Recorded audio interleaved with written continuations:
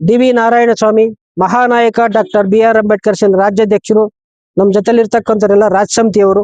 ಇವತ್ತು ನಾವು ಇವತ್ತು ಒಂದು ನಿನ್ನೆ ಅಹಿಂಸಾ ಚೇತನ್ ಅವರ ಮೇಲೆ ನಡೀತಕ್ಕಂಥ ಘಟನೆಯನ್ನ ಖಂಡಿಸುತ್ತಾ ನಾವು ಮಾತಾಡಕ್ಕೆ ಇವತ್ತು ಬಂದು ಪತ್ರಿಕಾ ಮುಖಾಂತರ ಬರ್ತಾ ಇದೀವಿ.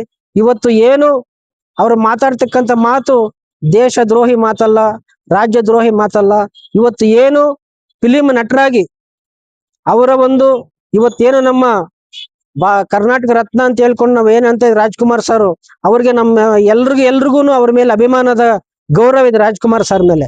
ಇವತ್ತು ಅವ್ರು ಹೇಳಿರ್ತಕ್ಕಂಥ ವಿಚಾರ ಏನಂದ್ರೆ ರಾಜ್ಕುಮಾರ್ ಸರ್ ಒಬ್ಬರು ಕೊಟ್ಟಿದ್ರಿ, ಇನ್ನ ಎಲ್ರು ನಟರಿದ್ದಾರೆ, ಅವ್ರಿಗೂ ಸಹ ಒಂದು ಸಮಾಧಿಗೆ ಜಾಗ ಕೊಡ್ಬೇಕಂತ ವಿಚಾರದಲ್ಲಿ ಮಾತಾಡಿದ್ದಾರೆ ಅಷ್ಟೇ ಬಿನ ಬೇರೆ ಏನು ಮಾತಾಡಿಲ್ಲ. ಯಾಕಂತ ಹೇಳಿದ್ರೆ ಇವಾಗ ಸರ್ಕಾರ ಮಾಡ್ತಾ ಇರೋದು ಒಂದು ಕಣ್ಣು ಬೆಣ್ಣೆ ಒಂದು ಕಣ್ಣು ಸುಣ್ಣ ಮಾಡ್ತಾ ಇದ್ದಾರೆ.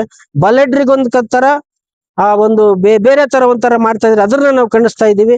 ಇವತ್ತು ಏನು ಸಾರಾ ಗೋವಿಂದ್ ಅಂತ ಇದೇ ಒಂದು ಮಾತನ್ನ ನೆಪ ಇಟ್ಕೊಂಡು ಅಹಿಂಸಾ ಚೇತನ್ ಸರ್ ಅವರ ಮನೆ ಹತ್ರ ಹೋಗಿ ಅವ್ರಿಗೆ ಬೆದರಿಕೆ ಹಾಕಿ ಧಮಕಿ ಹಾಕಿದ್ದಾರೆ. ಅದನ್ನ ನಾವು ಖಂಡಿಸ್ತಾ ಇದ್ದೀವಿ. ಸಾರಾ ಗೋವಿಂದ್ ಅವರು ಕರ್ನಾಟಕದವರಾದ್ರೆ ಇವ್ರು ನಮ್ಮ ಚೇತನ್ ಸರ್ ಕರ್ನಾಟಕದಲ್ಲಿ ವಾಸಿಸ್ತಾ ಇದ್ದಾರೆ. ಅನೇಕ ಬಡ ಜನರಿಗೆ ಒಂದು ವಿಚಾರ ತುಂಬುತ್ತಾ ಇದ್ದಾರೆ. ಅಂಬೇಡ್ಕರ್ ವಿಚಾರ, ಬುದ್ಧನ ವಿಚಾರ, ಬಾಬಾ ಸಾಹೇಬ್ ಅಂಬೇಡ್ಕರ್ ವಿಚಾರ, ಈತವೇನು ಸಂವಿಧಾನ ವಿಚಾರ, ಸಂವಿಧಾನ ಯಾವ ತರ ನಡಿಬೇಕು ಅಂತೇಳಿ ಅವರು ಇಡೀ ಕರ್ನಾಟಕ ರಾಜ್ಯದಂತ ವಾಯ್ಸ್ ಮಾಡ್ತಾ ಇದ್ದಾರೆ. ಅವರ ಅಭಿಮಾನಿಗಳು, ಸಂಘಟನೆಕಾರರು, ರೈತ ಪರ, ದಲಿತ ಪರ, ಕನ್ನಡ ಪರ ಎಲ್ಲರೂ ಇವತ್ತು ವಾಯ್ಸ್ ಮಾಡ್ತಾ ಇದೀವಿ.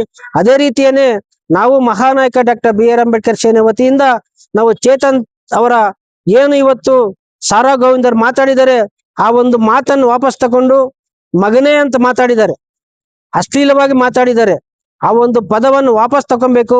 ಇಲ್ಲವಾದಲ್ಲಿ ಚೇತನ್ ಅವರ ಜೊತೆ ಸೇರಿ ನಾವು ಅವರ ವಿರುದ್ಧ ಒಂದು ಹೋರಾಟ ಇರ್ಬೋದು, ಪಿಕೆಟಿಂಗ್ ಇರ್ಬೋದು, ಒಂದು ಪ್ರತಿಭಟನೆ ಮಾಡೋದಕ್ಕೆ ನಾವೆಲ್ಲ ಹಿಂಜರಿಯೋದಿಲ್ಲ ಅಂತ ಹೇಳಿಬಿಟ್ಟು ಈ ಸಂದರ್ಭದಲ್ಲಿ ಇಷ್ಟಪಡ್ತೀನಿ.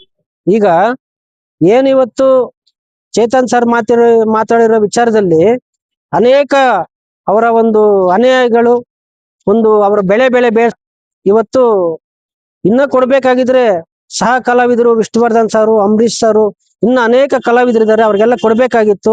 ಆದ್ರೂನು ಇವತ್ತು ಮಲತಾಯಿ ಧೋರಣ ಅನುಸರಿಸಿ ಸರ್ಕಾರ ಒಂದು ಏನು ಇವತ್ತು ದ್ರೋಹ ಮಾಡ್ತಾರೆ ಅದ್ರ ವಿರುದ್ಧ ನಾವು ಚೇತನ್ ಸರ್ ಧ್ವನಿ ಎತ್ತಿದ್ದಾರೆ. ಅದನ್ನ ಒಂದು ನೆಪ ಇಟ್ಕೊಂಡು ಏನ್ ಇವತ್ತು ಸಾರಾ ಗೋವಿಂದ್ ಅವರು ಅವರ ಒಂದು ಬೆಳೆ ಬೇಯಿಸ್ಕೊಳ್ಳೋದಕ್ಕೆ ಚೇತನ್ ಅವರನ್ನು ಬೆದರಿಕೆ ಹಾಕಿ ಅವರ ಒಂದು ಅಶ್ಲೀಲ ಪದವನ್ನು ಬಳಸಿ ಅವ್ರನ್ನ ಬೈದಿರ್ತಾರೆ. ಏನಾದ್ರೂ ಆತರ ಕಾನೂನು ಬಾಹಿರ ಚೇತನ್ ಸರ್ ಮಾಡಿದ್ರೆ ಅದನ್ನ ಕಾನೂನು ಪ್ರಕಾರ ಬಗೆಹರಿಸ್ಕೊಬೋದಾಗಿತ್ತು. ಮನೆ ಹತ್ರ ಹೋಗಿ ಅಶ್ಲೀಲವಾಗಿ ಬೈದಿರೋದು, ಅವರ ಮೇಲೆ ಧಮಕಿ ಹಾಕಿರೋದು, ಇದನ್ನೆಲ್ಲ ವಾಪಸ್ ತಕೊಂಡು ಅವರ ಒಂದು ಕ್ಷಮೆ ಯಾಚಿಸ್ಬೇಕಂತ ಹೇಳಿ ನಾನು ಈ ಸಂದರ್ಭದಲ್ಲಿ ಹೇಳಿಸ್ತಾ ಈ ಒಂದು ವಿಚಾರವನ್ನ ಖಂಡಿಸ್ತಾ ಇದ್ದೀವಿ.